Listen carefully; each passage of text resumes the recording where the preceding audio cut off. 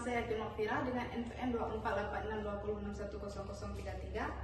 Pada hari ini saya akan membuat sebuah video untuk memenuhi tugas mata kuliah saya, yaitu Public Speaking, dengan dosen pengampu Ibu Intan Zuhra MPD. Nah, selanjutnya saya akan membahas tentang pendidikan karakter di sekolah dasar.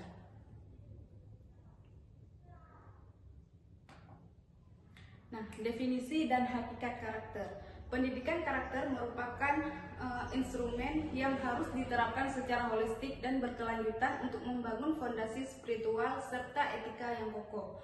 Proses ini melibatkan internalisasi nilai-nilai luhur yang terwujud dalam perilaku dan interaksi sosial harian siswa. Tujuannya adalah menciptakan keseimbangan antara kecerdasan intelektual, emosional, dan spiritual. Nah, karakter ini adalah sikap atau perilaku kita yang terbentuk karena kebiasaan-kebiasaan kita, sehingga terbentuklah sebuah karakter. Baik, selanjutnya adalah urgensi di masa emas atau golden age. Nah, kenapa di sekolah dasar? Masa kanak-kanak adalah periode paling krusial dalam pembentukan kepribadian. Anak cenderung lebih terbuka terhadap pengaruh nilai moral dari lingkungan sekolah.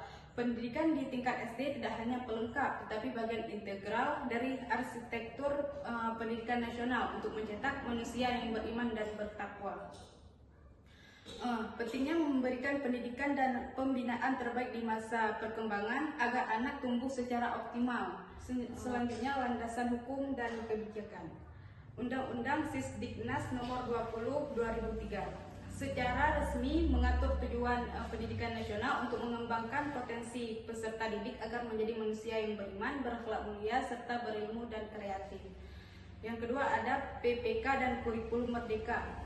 Penguatan pendidikan karakter atau PPK kini diintegrasikan melalui profil pelajar Pancasila yang memberikan ruang inovasi bagi guru dan metode pembelajaran.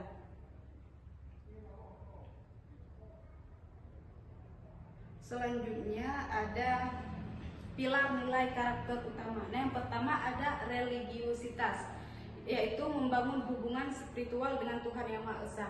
Nah, kita sebagai guru kita harus memberikan sesuai dengan pengetahuan, sesuai dengan kelas. Misalnya di fase A, kelas 1 dan 2, kita harus mengenalkan kepada siswa tersebut sifat-sifat Allah ada berapa dan bagaimana kita harus bersikap bersama kawan-kawan dan orang tua di sekitar kita. Nah, berikutnya ada nasionalisme, yaitu menanamkan rasa cinta tanah air dan jati diri bangsa. Nah, kita bisa menceritakan nih sejarah-sejarah bangsa agar siswa menjadi cinta tanah air dan bangsa. Yang ketiga ada integritas, menjaga keselarasan antara pikiran, kata, dan perbuatan jujur. Nah, kita harus membiasakan kepada siswa untuk berkata jujur dan kita juga ikut mencontohkan sikap jujur tersebut. Yang keempat ada gotong royong, semangat kolaborasi dan peduli terhadap sesama sosial. Nah, contoh kecilnya yaitu kita membiasakan siswa untuk membuang sampah pada tempatnya agar siswa terbiasa dengan hal-hal positif tersebut. Baik, selanjutnya ada strategi integrasi kurikulum. Nah, penyisipan nilai. Guru menyisipkan nilai kejujuran dan disiplin ke dalam pelajaran seperti IPS, IPA, dan matematika secara kontekstual. Selanjutnya ada metode dongeng dan cerita. Nilai ini melalui metode bercerita terbukti lebih efektif menyentuh sisi imajinatif dan emosional anak dibandingkan metode konvensional yang kaku. Siswa tidak hanya menjadi pendengar pasif, tetapi diajak menyelami peran tokoh yang menginspirasi kebaikan serta tanpa merasa digurui. Nah, dengan metode dongeng ini bisa mengajarkan pengetahuan kepada anak melalui cerita yang menarik dan mudah dipahami oleh siswa-siswa. Baik, selanjutnya peran guru dan hubungan emosional. Nah, hubungan emosional yang baik antara guru dan siswa adalah pintu masuk utama penanaman nilai. Siswa yang merasa dihargai dan dicintai oleh gurunya akan lebih terbuka menerima bimbingan dan teladan perilaku positif yang ditunjukkan oleh gurunya. Baik, selanjutnya Selanjutnya sinergi tripusat pendidikan.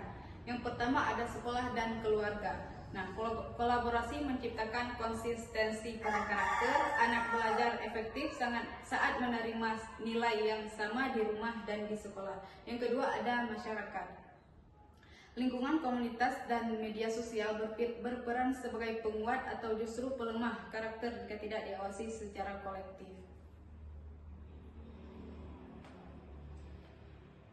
Berikutnya ada tantangan di era digital, yaitu membawa risiko cyberbullying, penurunan interaksi tatap muka, serta degradasi moral akibat paparan konten negatif. Pendidikan karakter di era digital harus memadukan literasi teknologi dengan etika penggunaan media sosial yang bijak. Perlu pengawasan adaptif untuk menjaga keamanan online tanpa menghambat eksplorasi anak. Nah, dengan adanya tantangan era digital ini, sulitnya menyaring informasi karena pengaruh media yang semakin berkembang saat di zaman ini. Baik,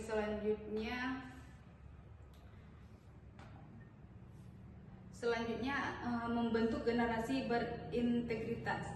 Pendidikan karakter di SD bukan sekedar program melainkan komitmen bersama untuk menciptakan lingkungan belajar yang kondusif.